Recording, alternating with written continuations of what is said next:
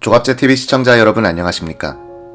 지금부터 소개하는 사례는 존 맥 하버드 의대 정신과 과장이 쓴 납치라는 책에 소개된 13개의 사례 중 마지막 사례입니다. 아서라는 남성은 1993년 1월 맥 박사에게 연락을 해 9세 때 UFO를 본 적이 있다고 했습니다. 아서는 38세의 남성으로 성공한 사업가였습니다.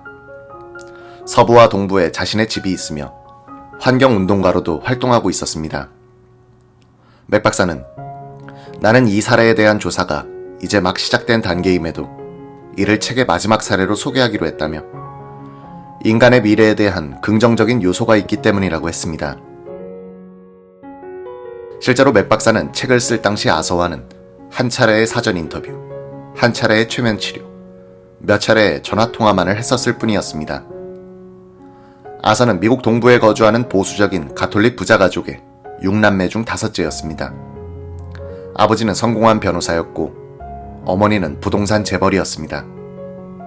아서는 자신의 형제들이 너무 귀하게 커 버릇이 없었다고 했습니다. 하녀 등 가정부들이 집안일을 도맡아 했다고 했습니다. 아서의 가족은 100년 넘게 관리해온 대저택에 살았다고 합니다. 아서는 어렸을 때부터 자연을 좋아했고 특히 토끼에 관심이 많았다고 했습니다. 아서는 전부인과 토끼를 길렀던 이야기를 맥 박사에게 한 적이 있습니다. 아서는 기르던 토끼가 바닥에 얼굴을 갖다 댈 수 있도록 하는 훈련을 시켰다고 했습니다. 인간이라는 존재를 두려워하지 않게끔 하고 머리를 긁어줘야 한다고 했습니다. 아서는 토끼의 귀 뒤에 근육이 있는데 토끼들은 이곳에 손이 닿지 않는다며 이 부분을 만져줘야 한다고 했습니다. 계속 만져주다 보면 토끼가 좋아해 말을 듣는다는 것이었습니다. 아서는 맥 박사에게 토끼와의 교감 과정을 외계인과의 교감 과정과 비교해 설명하기도 했습니다. 아서는 이들과는 텔레파시로 소통을 하는데 이를 이뤄내기 위해서는 두려움을 떨쳐내야 한다며 두려움은 모든 것을 막고 소통을 할 수 없게 만든다고 했습니다. 또한 부정적인 생각이나 분노 같은 감정을 갖고 있으면 이들 외계인이 소통을 하지 않으려 한다며 이들은 이런 문제 때문에 인간과 소통하는데 어려움을 겪는다고 했습니다. 아서의 재산은 $10,000,000 이상이라고 합니다. 그는 여러 회사를 보유하고 있는데 회사별로 다른 자선 사업을 운영했습니다. 환경운동과 노숙자 지원 사업 등이었습니다. 아서의 이런 자선 활동은 지역신문에도 소개된 적이 있습니다. 아서는 전부인과 이혼하기는 했지만 여전히 가장 친한 친구로 지낸다고 했습니다. 이 여성은 시골 농장에 살고 싶었으나 아서는 시골에 살 수 없어 이혼하게 됐다고 했습니다. 아서에게는 앨리스란 이름의 전 여자친구가 있다고 합니다. 아서는 남녀 관계를 떠나 이 여성과도 친하게 지낸다고 했습니다. 아서는 어렸을 때 몇 시간 정도의 기억이 사라지는 일들을 여러 차례 경험했다고 했습니다. 아서의 가족은 100만 평 이상의 땅을 갖고 있는 지역 영주였습니다. 아서는 가족이 소유한 땅을 속속히 꿰뚫고 있었음에도 집을 찾아오는 길이 평소보다 몇 시간 오래 걸리거나 다른 곳으로 걸어간 적이 있다고 했습니다. 그가 6살 혹은 7살일 무렵에는 집 뒤에 있는 나무 위로 불빛이 보인 적이 있다고 했습니다. 2개의 하얀 불빛이 어떤 물체로부터 나오고 있었다고 했습니다. 아서가 겪은 가장 핵심적인 UFO 납치 현상은 1967년 여름 그가 9살 때 일어났습니다. 아서는 최면이 아닌 맨정신 상태에서도 이날 일어난 일을 상당 부분 기억하고 있었습니다. 그는 이날 시내에서 영화를 본 뒤 어머니 차를 타고 누나와 남동생 등과 함께 집으로 돌아오고 있었다고 했습니다. 아서는 부모가 어려서부터 코미디 영화가 아니면 영화관에 데려가지 않았기 때문에 코미디 영화를 봤던 것 같다고 했습니다. 돌아오는 어두운 시골길에서 아서의 가족은 하늘 위에서 낮게 비행하는 물체 하나를 봤습니다.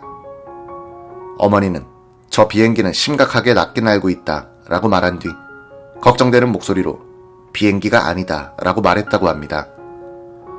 어머니는 아이들이 차 안에서 몸을 숙이도록 했다고 합니다.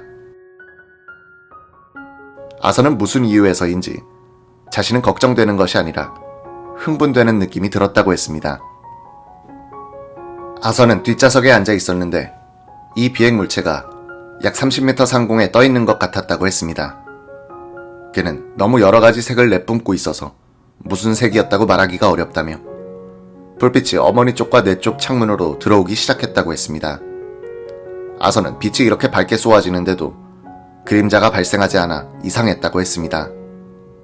아서는 불빛은 이 비행물체로부터 나오고 있었고 내가 본 가장 엄청난 불빛이었다며 완전히 깨끗한 하얀색이었다고 말했습니다.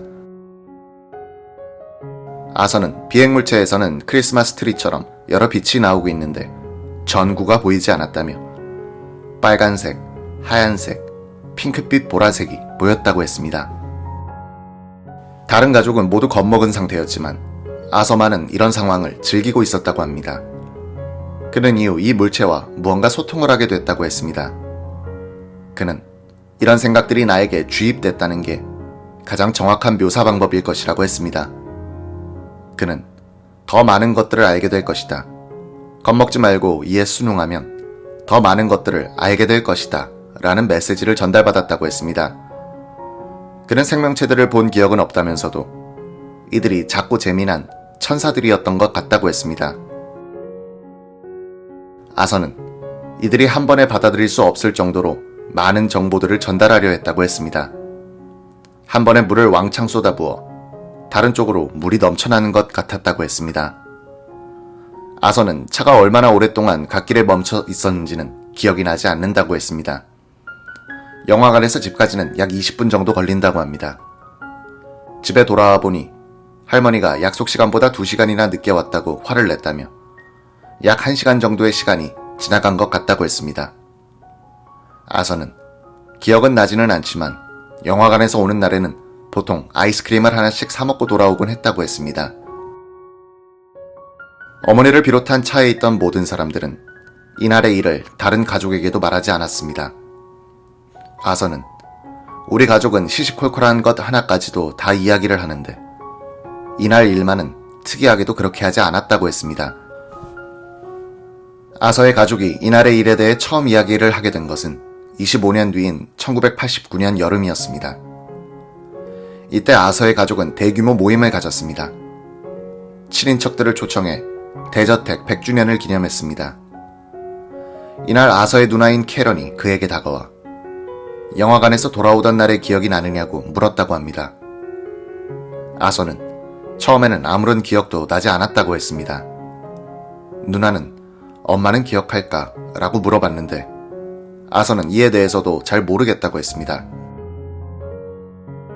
캐런은 그런 뒤 자신이 기억하는 이야기들을 조금씩 말하기 시작했는데 아서는 머릿속에 갑자기 방아쇠 같은 게 눌러지듯 기억이 떠오르게 됐다고 했습니다.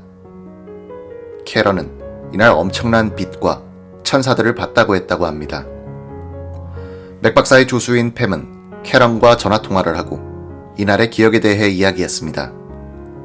캐런은 아서와 비슷한 기억을 갖고 있지만 빛의 색깔은 파란색을 띤 하얀색으로 다르게 기억하고 있었습니다. 캐런은 빛이 너무 밝아 차 안이 한밤중에도 환했다고 했습니다. 캐런은 아서와는 달리 어머니가 이날의 이야기를 꺼내지 않은 것을 대수롭지 않게 생각했습니다.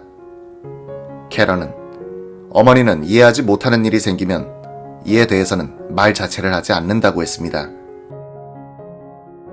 아서는 1990년 봄 형 2명과 누나 캐런, 남동생, 그리고 어머니와 함께 저녁 식사를 하며 1964년 겪은 일에 대한 이야기를 나눴다고 했습니다. 어머니는 시가 담배 모양의 비행물체가 보였고 여러 불빛이 나오고 있었다고 했습니다. 어머니는 두려웠었고 아이들에게 좌석 밑에 웅크려 앉으라고 한 기억이 난다고 했습니다. 아서의 남동생도 비슷한 기억을 하고 있었습니다. 형 2명은 이날의 기억이 나지 않는다고 했는데 아서는 이들이 이날 영화관에 같이 안 갔을 가능성도 있다고 했습니다. 아서에 대한 맥박사의 최면 치료는 3월 25일에 진행됐습니다. 맥박사는 9살 당시에 겪었던 일들을 떠올려 보라고 했습니다. 아서는 이날 봤던 영화가 약소국 그랜트 펜윅 이야기였다고 했습니다. 팝콘 같은 불량식품을 많이 먹었던 기억이 난다고 했습니다. 차로 돌아오는데 어머니가 긴장된 목소리로 비행기가 너무 낮게 날고 있다. 비행기가 아닌 것 같다고 말하는 것이 기억난다고 했습니다. 아서는 이 비행물체에서 나오는 빛이 T자 모양으로 움직였고 빨간색과 초록색, 노란색 불빛이 보였다고 했습니다. 아서는 맨정신인 상황에서는 비행물체에 대한 기억을 떠올려내지 못했으나 최면 상황에서는 보다 구체적인 내용을 떠올려냈습니다. 아서는 비행물체에 무언가 출입구 같은 것이 있었으며 반짝 빛나는 금속물체로 만들어진 것 같다고 했습니다. 그는 불빛이 자동차를 가득 채웠는데 물에 잠긴 것 같은 느낌이 들었다고 했습니다. 아서는 이후 차에서 위로 떠올라가는 것 같은 느낌이 들었다고 했습니다. 그는 내 몸의 모든 세포가 위로 올라가고 몸은 원래 위치에 남아있는 것 같았다며 분리되기 시작했다고 했습니다. 그는 차 안에 있는 어머니와 형이 보였다고 했습니다. 당시 차는 오픈카가 아니었는데 아서는 차 지붕을 뚫고 보이는 것처럼 묘사했습니다. 아서는 이후 이들로부터 메시지를 전달받았다고 했습니다. 해치고 싶지 않으니 겁먹지 말라는 이야기였다고 했습니다. 이들은 우리 사이에는 거미줄처럼 실이 연결돼 있는데 이는 매우 약하다고 말해줬다며 겁을 먹으면 실이 끊어지니 겁먹지 말라고 했다고 했습니다.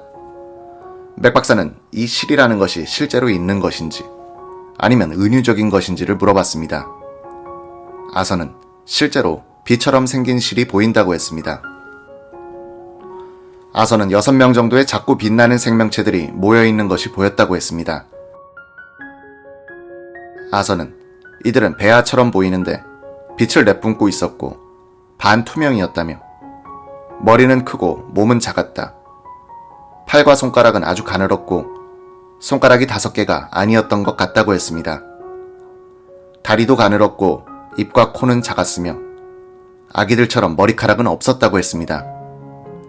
그는 이들의 눈은 검정색이고 우리들 눈보다 더 둥글다며 이들은 서로 사이가 아주 가까운 것 같았다. 토끼들처럼 서로 만지고 껴안고 있다고 했습니다. 맥 박사는 아서에게 어떻게 하늘에 올라가 있느냐고 물었습니다. 아서는 연의 실처럼 가느다란 실에 묶여 있었다고 했습니다. 이 생명체들이 실을 당겨 아서를 방 안으로 끌어올리고 있었다고 했습니다.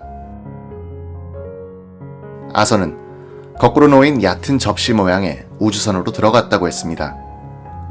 우주선 안에서 이들 생명체들을 볼 수 있었다고 했습니다. 아래에서부터 봤던 것으로 생각했는데 아래에서 보인 것은 실을 통해 본 것이었다고 설명했습니다. 맥 박사는 이 부분에 대한 설명이 잘 이해가 되지 않았지만 우선 그냥 넘어가기로 했다고 했습니다. 아서는 우주선 안으로 정확히 어떻게 들어가게 된 것인지는 기억나지 않는다고 했습니다. 문 같은 장치들은 없었다고 했습니다. 아서는 우주선 안에서 엄청나게 큰 방으로 들어가게 됐다고 했습니다. 그는 보스턴의 야구장인 펜웨이 파크 크기의 방이었다고 했습니다. 생명체들은 아서의 몸을 토끼를 만지듯 조심스럽게 만지기 시작했다고 했습니다. 아서는 기분이 좋았다고 했습니다. 아서는 이들이 이런 과정을 통해 긴장을 풀게 한 뒤 보다 중요한 일을 하려 하는 것 같다고 했습니다. 조금 더 어두운 색깔의 생명체들이 다가오더니 아서에게 삶이란 무엇인가에 대해 가르치기 시작했다고 했습니다. 엄청난 홍수가 지구를 덮쳐 모든 생명체들이 죽게 될 것이라고 말해줬다고 했습니다. 맥 박사는 이들이 왜 이런 얘기를 해줬느냐고 물었습니다. 아서는 이들이 우리를 도와주기 쉽기 때문이고 이런 일이 일어나는 것을 원하지 않기 때문인데 모순적인 것 같다고 했습니다. 아서는 이러한 일을 막기 위해서는 두려움을 떨치고 모든 사람들과 다정하게 지내야만 한다고 했습니다. 아서는 두 종류의 생명체에 대한 추가적인 설명을 했습니다.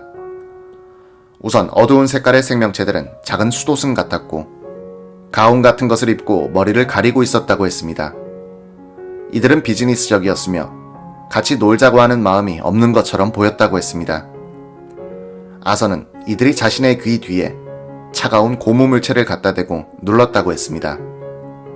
또 다른 쪽에서는 아까 묘사한 재미난 생명체들이 놀고 있는 것이 보였다고 했습니다. 이들 역시 아서에게 인간이 너무 파괴적이며 고등지능에 대한 이해도가 없다고 말했다고 했습니다. 아서는 어두운 생명체들과 상대하는 것이 더욱 어려웠다고 했습니다. 수십억 가지의 이야기들을 한 번에 뇌 속으로 쏟아부었다고 했습니다. 삶과 지구를 갖고 장난치지 말아라. 당신들은 바보들이다. 등의 이야기를 했다고 합니다. 맥 박사는 이런 이야기들이 어떻게 전달됐느냐고 물었습니다. 아서는 오른쪽 귀 뒤쪽으로 전달돼 들어왔다고 했습니다. 아서는 물론 실제로 아프게 하는 것은 아니지만 예를 들자면 이들이 멱살을 잡고 뺨을 때리며 이렇게 해야 한다고 말해주는 느낌이었다고 했습니다. 이들은 아서에게 모든 사람들에게 이를 전달하고 교육자들을 교육시켜야 한다고 말했다고 합니다. 아서는 어두운 생명체들은 너무 많은 것을 한 번에 이야기하는데 이를 머릿속에서 정리하는 데는 시간이 오래 걸린다고 했습니다. 그렇기 때문에 작은 생명체들로 하여금 조금씩 이야기를 정리해 주도록 한다고 했습니다. 아서는 이렇게 교육 시간이 끝났다고 했습니다. 목 뒤에 무언가를 누른 것 이외에 다른 절차나 행동은 없었다고 했습니다. 아서는 짙은 색의 생명체들이 더 똑똑하고 많은 정보들을 갖고 있었으며 작은 생명체들은 더 간단하고 친절했다고 했습니다. 맥 박사는 아서에게 어떻게 다시 땅으로 돌아오게 됐는지 기억나느냐고 물었습니다. 아서는 기억이 나지 않는다면서도 함께 돌아왔을 때 어머니는 여전히 웅크리고 있었다고 했습니다. 이렇게 최면 치료 과정이 끝났습니다. 맥 박사는 오늘 떠오른 일들을 어떻게 받아들이냐고 물었습니다. 아서는 매우 혼란스럽다며 본능적으로는 떠올린 내용을 믿지만 논리적으로는 믿을 수가 없다고 했습니다.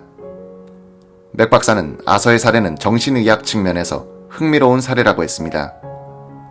그는 어렸을 때 자라며 어떠한 트라우마를 겪은 적도 없었다고 했습니다.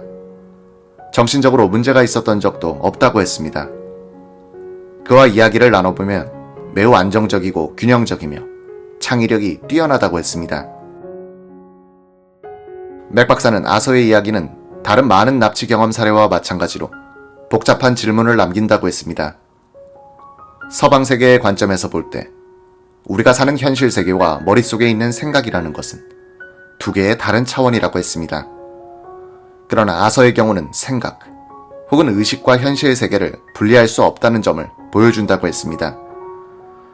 아서의 경우는 앞서 소개한 에드라는 남성의 경우와 마찬가지로 25년간 이날의 기억을 잊고 살다 새롭게 떠올려낸 사례라고 했습니다. 맥 박사는 아서의 사례가 많은 의문과 미스터리를 남긴다고 했습니다. 오늘 시청해주셔서 감사합니다.